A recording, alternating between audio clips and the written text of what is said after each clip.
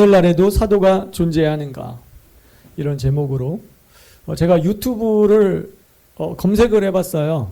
이런 주제에 대해서 유튜브에 올라온 설교들이 있는지. 없어요. 거의 비판하는 내용이고 몇 개 있는데 이렇게 그렇지 않다, 이거는 잘못됐고 이단이고 뭐 직통계시 이단이고 이런 것들. 자, 오늘은 오늘날에도 사도가 존재하는가, 이런 제목으로 여러분들과 말씀 나누겠는데, 에베소서 4장 11절에서 14절 제가 읽어보도록 할게요. 그가 어떤 사람은 사도로, 어떤 사람은 선지자로, 어떤 사람은 복음 전한 자로, 어떤 사람은 목사와 교사로 삼으셨으니 이는 성도를 온전하게 하며 봉사의 일을 하게 하며 그리스도의 몸을 세우려 하심이라. 우리가 다 하나님의 아들을 믿는 것과 아는 일에 하나가 되어 온전한 사람을 이루어 그리스도의 장성한 분량이 충만한 데까지 이르리니 이는 우리가 이제부터 어린아이가 되지 아니하며 사람의 속임수와 간사한 유혹에 빠져 온갖 교훈의 풍조에 밀려 요동하지 않게 하려 함이라. 아멘. 이것은 하나님의 말씀입니다. 여기 5가지 오중 사역자가 나옵니다. 사도와 선지자, 복음 전하는 자, 목사와 교사. 이것을 교회에게 주셨다는 거예요. 에베소서는 교회론입니다. 교회가 무엇인지 가르쳐주는 게 에베소서예요. 그래서 교회의 핵심 사역자들, 오중 사역자들을 말씀하면서 왜 주셨냐? 그 뒤에 나오죠. 이는 성도를 온전케 하며 봉사의 일을 하게 하며 그리스도의 몸을, 교회를 세우게 하려 하시고, 쭉쭉 나가서 장성한 분량에까지 이르게 하기 위해서. 그래서 어린아이 수준의 믿음이 아니라 사람의 속임수나 간사한 유혹에 빠져 온갖 교훈의 풍조에 밀려 요동치 않는 장성한 사람이 되도록 하기 위해서 오중 사역자들을 교회에 주셨다는 거예요. 선물로. 자, 진지하게 교회를 다니는 성도라면 신사도라는 말에 대해서 한 번쯤 들어보셨을 것입니다. 많은 사람들이 신사도를 이단이라고 생각을 합니다. 그런데 무슨 근거로 이단이냐라고 되물으면 10이면 9은 제대로 설명을 못합니다. 이 이슈는 과연 오늘날에도 사도가 존재하는가? 오늘날에도 사도가 존재한다면 종결된 성경의 기록에 무엇을 더한다는 말이냐, 이렇게 이해하고 펄펄 뜁니다. 천하에 이런 이단이 어딨냐는 것입니다. 그래서 진지한 성도들에게 오늘날에도 사도가 존재하냐고 질문을 던지면 대부분은 존재하지 않는다고 자신있게 대답을 합니다. 그래서 오늘은 과연 오늘날에도 사도가 존재하는지, 존재한다면 어떤 성경적 근거로 그렇게 주장하는 것인지 설교하도록 하겠습니다. 자, 오늘은 여러분 이 책이에요. 이 책을 다 구입해서 읽어보시면 좋을 것 같습니다. 필독서인데요. 이 책을 읽으시면 명확해지고 분명해집니다. 그래서 저도 이 책을 텍스트로 해서 오늘 설교를 준비하였습니다. 자, 먼저 교회는 오래도록 사도가 1세기 이후에 사라졌다고 믿어왔습니다. 그 근거로 내세우는 성경절은 크게 2구절인데, 하나는 사도행전 1장 21절 22절 말씀입니다. 이러함으로 요한의 세례부터 우리 가운데서 올려져 가신 날까지 주 예수께서 우리 가운데 출입하실 때에 항상 우리와 함께 다니던 사람 중에 하나를 세워 우리와 더불어, 여기서 우리는 12제자예요. 우리와 더불어 예수께서 부활하심을 증거할 사람이 되게 하여야 하리라 하거늘. 가룟 유다가 죽었습니다. 그래서 12를 채워야만 했어요. 그래서 하나를 세운다는 거예요. 그 조건이 뭡니까? 항상 우리와 함께 다니던 제자들 중에 한 사람을 뽑겠다. 많은 사람들이 이 구절에 나오는 조건을 모든 사도의 자격으로 생각을 합니다. 그래서 지금은 사도가 없다고 단정 짓습니다. 그런데 이것은 헛되이 해석한 것입니다. 그러나 이 구절의 명확한 의미는 어린 양의 12사도의 자격이지 모든 사도의 자격이 아니에요. 12이 상징하는 것은 선택, 정해짐, 이런 뜻입니다. 그래서 이스라엘도 12지파, 예수님의 제자도 12제자. 하나님이 그냥 고르다 보니까 야, 이상하게 12 라임이 맞아버렸네? 그게 아니잖아요. 하나님은 모든 것을 계획을 가지고, 뜻을 가지고 이루십니다. 그래서 12이 상징하는 건 선택의 숫자예요. 상징, 선택의 숫자고 정해짐의 숫자입니다. 그래서 하나님은 특별한 목적과 계획을 가지고 선택하신다. 구약을 대표하는 12, 신약을 대표하는 12, 그래서 계시록의 그 보좌의 24장로. 예, 상징적이죠. 신구약 모든 시대에 경배를 한다라는 그런 상징입니다. 하나님은 질서의 하나님이시기 때문에 모든 것을 질서대로 흐르게 하시면서 영광을 나타냅니다. 하나님의 영광은 하나님의 질서에서 나옵니다. 그래서 가룟 유다를 대신할 마띠아를 뽑은 것입니다. 예, 이들 12명의 사명은 사도행전에 성령 충만한 베드로가 말했던 것처럼 예수님의 부활하심을 증거할 사람이라고 말씀하고 있어요. 그러니까 예수님이 하신 말씀, 예수님과 동거동락하면서 그분의 가르침과 그분의 전부를 배운 그 증인들, 부활하심을 증거할 증인들이라고 말씀하고 있습니다. 그런데 이것은 어린 양의 12사도의 자격이지 모든 사도의 자격을 말씀하는 구절이 아닙니다. 만약 이것이 모든 사도가 갖춰야 될 자격이라면 바울은 사도가 될 수 없는 거예요. 왜냐하면 바울은 12사도가 아니기 때문에. 예, 바울은 파란색 글씨 항상 제자들과 함께 다니던 사람이 아니었어요. 마띠아는 12제자 그룹은 아니었지만 예수님의 제자 그룹은 12제자 그룹도 있었고 70인의 제자 그룹도 있었고 또 조금 넓게 해석하면 120명의 그 마가의 다락방에 모였던 제자들 그룹도 있었고 또 500의 형제에게 일시에 나타나셨다 500여 형제의 그룹도 있었고 수많은 예수님을 지지하는 제자들이 있었어요. 그러니까 마띠아는 12제자의 그룹은 아니었지만 70인 제자에 속해 있었던 것이 확실합니다. 왜냐하면 베드로가 항상 우리와 함께 다니던 사람 중에 제자를 뽑아야 된다라고 그 조건을 말했기 때문에. 그런데 바울은 12제자는커녕 70인 제자도 아니었고요. 마가의 다락방에 모였던 120명도 아니었고요. 부활을 목격한 500의 형제 그룹도 아니었습니다. 그렇기 때문에 이 성경절은 사도의 모든 사도의 조건을 말씀하는 그런 구절이 아니다. 이런 기준이라면 바울은 사도가 될 수 없습니다. 그러므로 이것은 12사도의 자격을 말한 것이지 모든 사도의 자격을 말한 것이 아닙니다. 또 다른 구절은 에베소서 3장 4절에서 5절인데요. 자, 이 구절로 많은 사람들이 오늘날 사도가 끝났다, 종결됐다 이렇게 말합니다. 자, 그것을 읽으면 내가 그리스도의 비밀을 깨달은 것을 너희가 알 수 있으리라. 이제 그의 거룩한 사도들과 선지자들에게 성령으로 나타나신 것 같이 다른 세대에는 사람의 아들들에게 알리지 아니하셨다. 여기 보면 노란색 글씨 다른 세대에는 사람의 아들들에게 알리지 아니하셨다. 이 말씀을 근거로 사도는 모두 1세기에 끝났다고 주장합니다. 이 말씀 자체로 보면 그렇게 보일 수 있어요.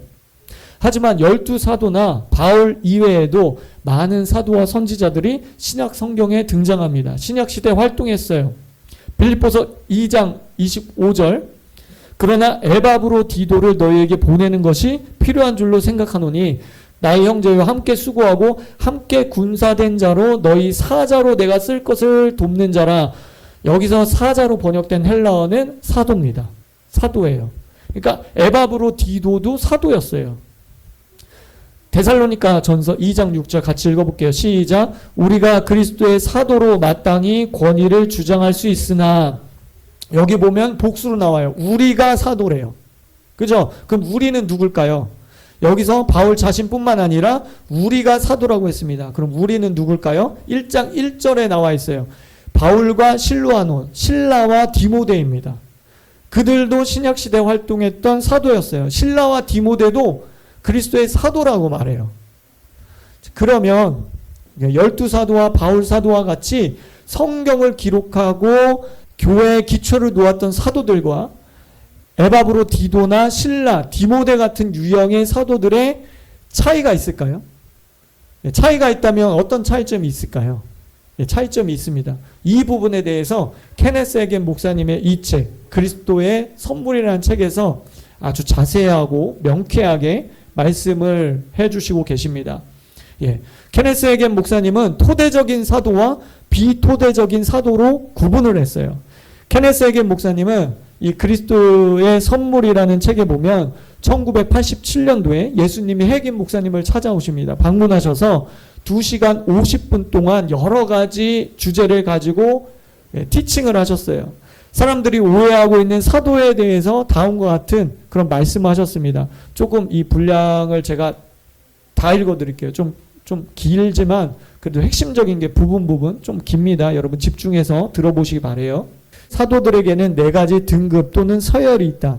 그리고 이러한 다른 서열이나 등급 안에서 사도들은 서로 다른 분량의 기름 부으심을 가지게 된다고 말씀하셨습니다.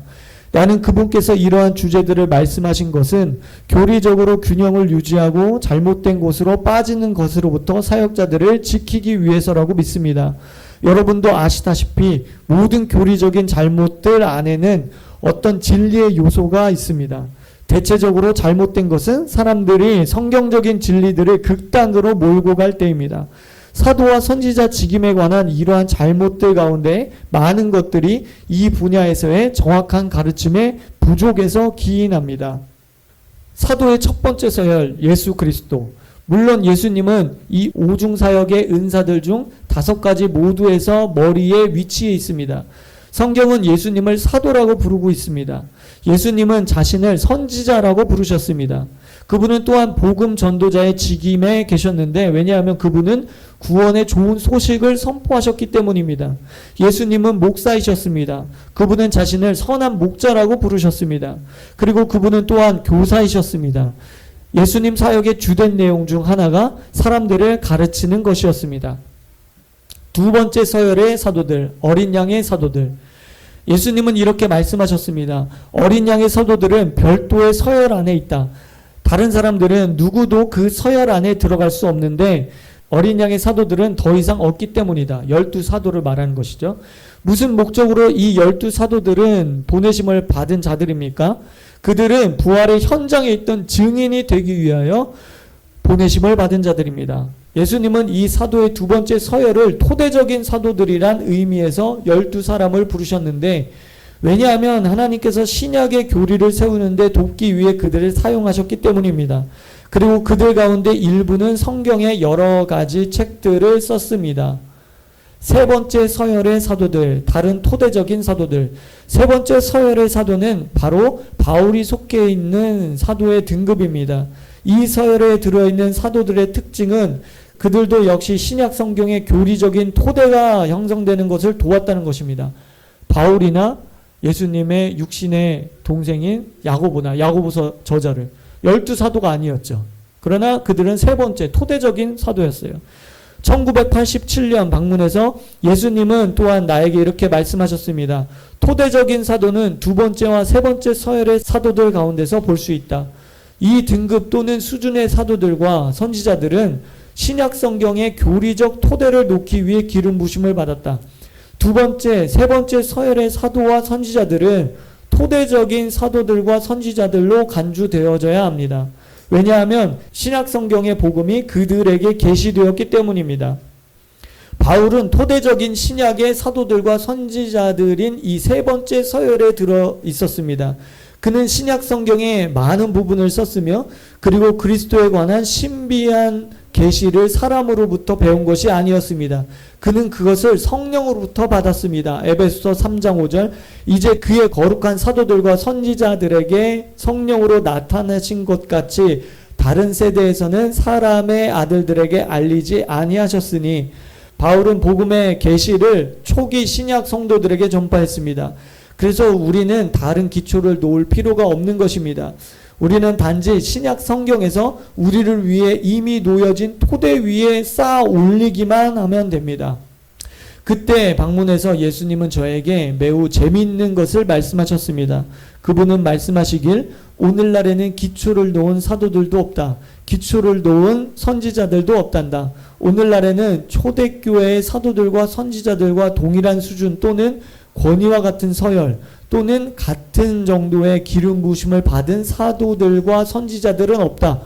오늘날 교회에서는 아무도 두 번째나 세 번째 서열에 속해 있지 않다. 여러분 명확하죠? 이해가 되시죠? 오늘날에는 두 번째, 세 번째 토대를 놓는 사도와 선지자는 존재하지 않아요. 그러나 뒤집어 말하면 네 번째 서열의 사도와 선지자들, 좀 넓게 말하면 오중사역자들이 존재합니다. 이것은 너무나도 중요하고 명쾌한 가르침이에요. 저는 이것이 성경적인 계시일 뿐만 아니라 오늘날 사도 논쟁에 꼭 필요한 가르침이라고 생각이 됩니다. 오늘날 사도가 없다고 말하는 사람들이나 사도가 있다고 하는 사람들 모두 극으로 가서는 안 됩니다. 없다고 하는 사람들은 이 구분을 갖지 않은 거예요. 이 네 가지 서열을 구분을 갖지 않은 거예요. 사도가 있다고 주장하면서 뭐 자기가 사도다, 나를 사도로 불러라, 사도로 대우해라, 이것 또한 극으로 간 것이라고 저는 생각을 합니다. 우리가 아무개 목사님 이렇게 하지, 그분이 사도적인 어떤 기름 부심이 부어졌다고 해도 그분을 아무개 사도님, 제가 생각할 때는 사도는요 어떤 개혁과 변혁과 어떤 돌파를 가져오는 그런 기름 부심이 있거든요. 그러니까 조용기 목사님 같은 경우 어떤 방언이나 치유나 축사에 대한 한국교회의 새로운 패러다임의 이해를 가져오셨잖아요. 이런 분들은 사도예요. 우리가 사도라고 부르진 않지만 사도의 기름 부심이 있는. 하영조 목사님 사도예요. 하스테반 목사님 통해서 우리나라 전국구적으로 경배와 찬양이라는 이런 물결이 그냥 휩쓸었잖아요. 제가 볼 땐 이런 사도의 기름 부심이에요.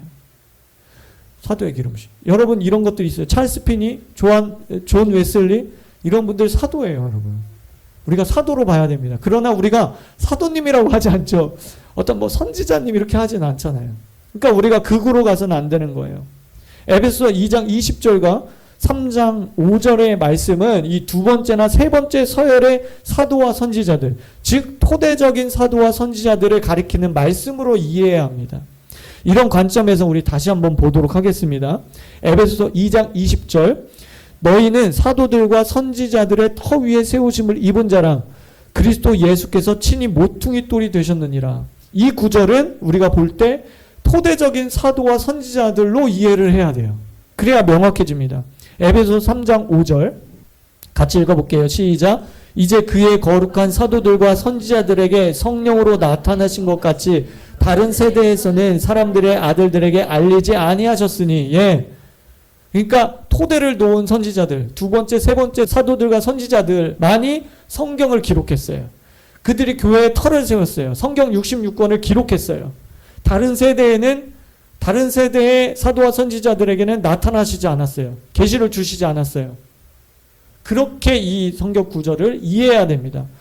하지만 에베소서 4장 11절이나 고린도전서 12장 28절의 말씀은 비토대적인 사도와 선지자들, 네 번째 서열의 사도와 선지자들을 포함시키고 있는 말씀이라고 이해하는 것이 올바른 것입니다. 그런 관점에서 다시 한번 보도록 하겠습니다. 그가 어떤 사람은 사도로, 어떤 사람은 선지자로, 어떤 사람은 복음 전하는 자로, 어떤 사람은 목사와 교사로 삼으셨으니. 에베소서의 주제는 교회가 무엇인가 하는 교회론이에요. 여러분, 모세 출애굽한 이스라엘 백성들에게 출애굽기가 장막이 무엇인지 가르쳐주고 있듯이 다윗과 솔로몬에게 그 하나님의 성전을 짓고 어떤 의미인지 그것을 말씀해 주시듯이 교회가 무엇인가라고 하는 것은 이 초대교회 지도자들에게 매우 중요했어요. 왜냐하면 자신들이 계시를 받아서 정립한 것이 예수님이 재림하시는 그 시점까지 교회가 무엇인지 많은 후대들에게 가르쳐 주시는 것이기 때문에. 여러분, 바울이 에베소서를 쓰지 않았다면 교회가 무엇인지 우리가 엉망진창이에요. 직분도 세울 수가 없고 교회 안에 어떤 은사들도 우리가 활성화시킬 수 없고, 이 교회가 무엇인지 이렇게 신학화 작업한 것이 굉장히 중요한데, 이 에베소서에 가르쳐 주시는 것이 교회에 오중 사역자를 두셔서 성도를 온전케 하고 장성한 분량까지 세우기 위해서 오중 사역자를 주셨다는 거예요. 오늘날 목사라는 직임, 교사라는 직임, 복음 전하는 자, 어떤 선교사라고 우리가 부르죠. 이 세 가지 직임은 교회 안에서 편하게 부르기도 하고 인정을 합니다.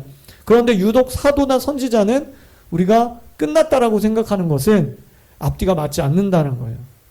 이 오중 직임 중에 2개는 주님이 폐하시고 3개는 주님이 계속해서 유지하시고 그렇지 않다는 것이죠. 고린도전서 12장 28절, 하나님이 교회 중에 몇을 세우셨으니 첫째는 사도요, 둘째는 선지자요, 셋째는 교사요, 그 다음은 능력 행하는 자요, 그 다음은 병 고치는 은사와 서로 돕는 것과 다스리는 것과 각종 방언을 말하는 것이라. 여기서도 하나님이 교회 중에 몇을 세우셨다. 사도, 선지자, 교사, 기타 등등 많은 기름 부으심을 받은 사역자들을 세우셨다는 거예요. 이들은 토대적인 사역자일 수도 있지만 대부분 비토대적인 사역자입니다. 왜냐하면 성경을 기록한 저자들이 아니기 때문에. 따라서 토대적인 사도나 선지자와 비토대적인 사도, 선지자를 명확하고 올바르게 구분해야 합니다. 그런데 오늘날에도 사도와 선지자가 존재한다는 것을 깨달은 분들 중에 이런 구분을 명확하게 하지 않아서 스스로 어려움에 처한 분들이 많이 있습니다. 공격을 받는 분들이 많이 있습니다. 제 생각에는 아무리 좋은 사역도 신학화 작업을 하지 않으면 공격을 받는 것 같아요. 바울도 성령의 나타나심, 은사 이런 것들을 신학화하지 않았습니까? 그렇기 때문에 우리는 언제나 이것이 성경적이냐, 성경의 정신과 일치하느냐, 말씀과 일치하느냐, 그것을 고민하고 연구해 보아야 합니다. 그래서 아무리 매력적인 사역이라도 성경적이지 않으면 쫓아가면 안 됩니다. 반면에 내가 체험해보지 못했다고 해서 무조건 이단이라고 하면 안 됩니다. 여러분, 저는요, 인터넷이나 주변 사람들이 그 교회나 그 단체 이단이래, 그래서 고지고대로 안 믿어요. 제가 조사해보고 제가 알아보고 그래서 성경적으로 그것이 이렇게 분별해서 제가 그것을 판단하죠. 그냥 무턱대고 사람들이 이단이라고 한다고 해서 그 교회 이단이래, 그 단체 이단이래, 아무개 이단이래, 그렇게 저는 판단하지 않습니다. 무슨 성령 사역만 하면 다 신사도고, 성령 사역만 하면 다 신사도고, 예언 사역만 하면 다 무슨 직통계시 이단이고, 이렇게 말하는 것은 절대 안 됩니다. 비판을 받지 아니하려거든 비판하지 말라. 누구든지 성령을 모독하는 자는 영원히 사하심을 받지 못하리라. 이러한 중요한 말씀 가운데 여러분, 우리가 언젠가는 하나님의 심판대 앞에 선다고요. 그랬을 때 행위대로 심판하시는 그 하나님 앞에 우리가 서게 되는 거예요. 그래서 여러분들도 하나님을 두려워하면서 다른 사람 얘기만 듣고 함부로 이단이다 그렇게 쉽게 판단하시지 마시기 바랍니다. 사람의 말이나 판단이 기준이 아니라 성경이 절대적인 기준이 되시길 바랍니다. 아멘. 성경이, 하나님의 말씀이 기준인 거예요. 말씀이.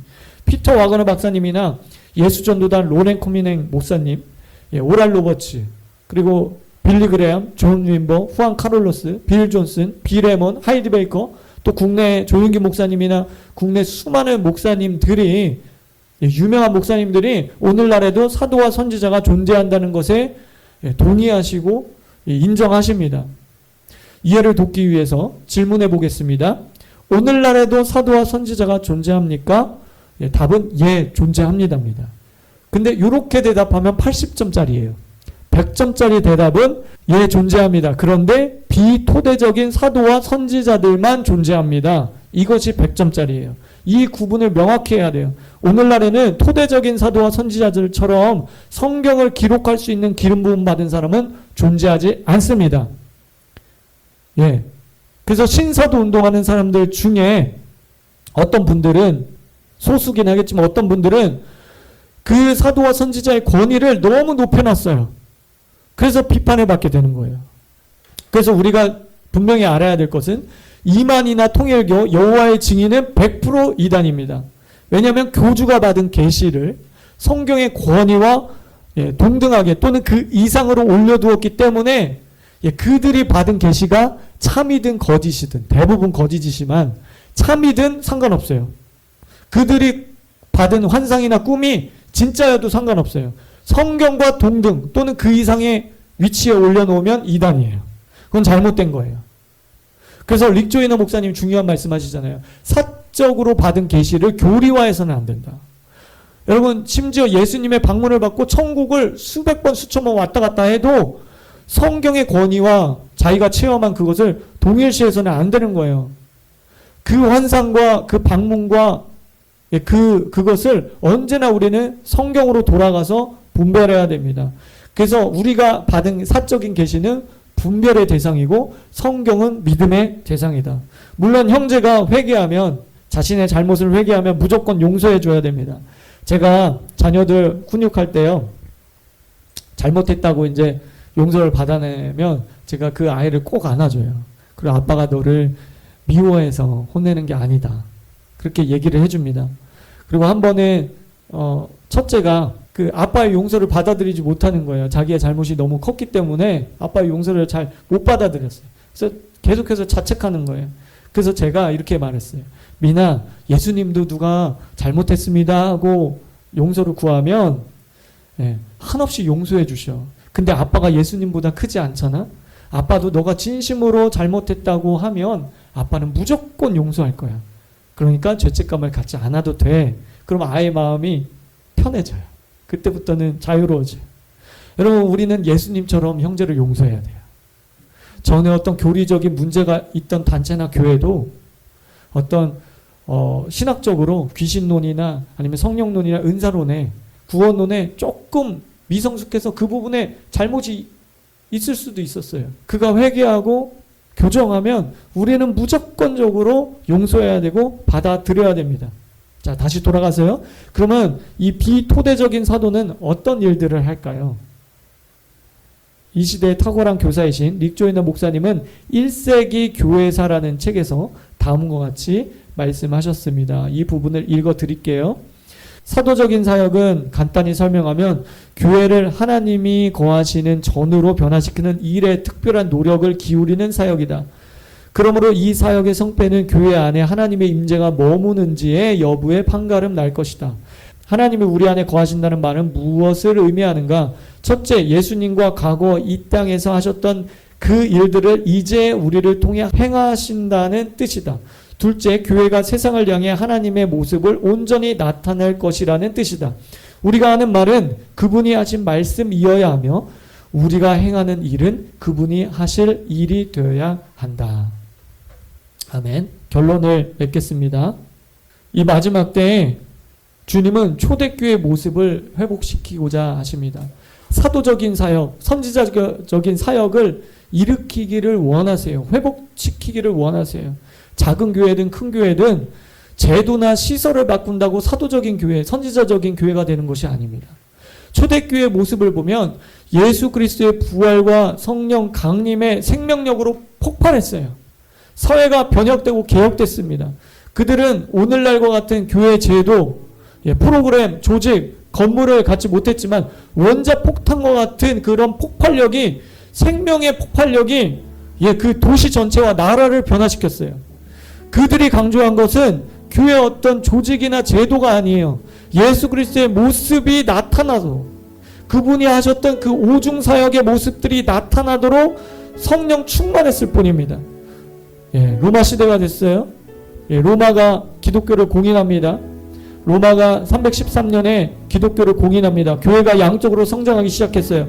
부가 축적됐어요. 정치력이 생기고 장엄한 건물을 갖게 됐습니다. 여러분, 이것은 나쁜 것은 아니에요. 그러나 예수 그리스도의 형상을 대체해버린 거예요. 그 조직이나 건물이나 부가 예수 그리스도를 대체해버렸어요. 예수님이 하셨던 그 오중사역을 대체해버린 거예요. 모임 장소나 세팅을 바꾸는 것 자체는 우리의 삶에 아무런 변화를 끼치지 못해요. 아무런 영향력을 끼치지 못합니다. 교회가 교회의 모델이 되면 안 돼요. 교회가 교회의 모델이 되면 안 됩니다. 예수님이 교회의 모델이 돼야 됩니다. 예수님만을 따라가야 됩니다. 예수님이 하신 사역을 하면 돼요. 예수님이 사도적인 사역을 했습니까? 그러면 그 쫓아가면 됩니다. 선지자적인 사역을 했습니까? 그러면 그것을 본받으면 돼요. 예수님은 복음 전도자였고 탁월한 목사셨고 교사셨어요. 그 사역을 하면 됩니다. 우리는 우리의 분량에 따라서, 우리 교회의 분량에 따라서 그 사역을 하면 돼요. 여러분, 우리 시간 기도하기 원합니다. 하나님, 우리 교회가, 특별히 한국교회가 이 오중사역이 활짝 열려지게 하여 주시고 오중사역이 우리 한국교회에 더 풍성하게 일어날 수 있도록 인도하여 주시옵소서. 우리 기도하겠습니다. 주님, 우리 한국교회 가운데 하나님의 은혜와 은총을 베풀어 주시옵소서. 한국교회가 눈이 가리고 귀가 가린 것들이 있습니다. 오늘날 사도의 사역은 끝났다. 선지자적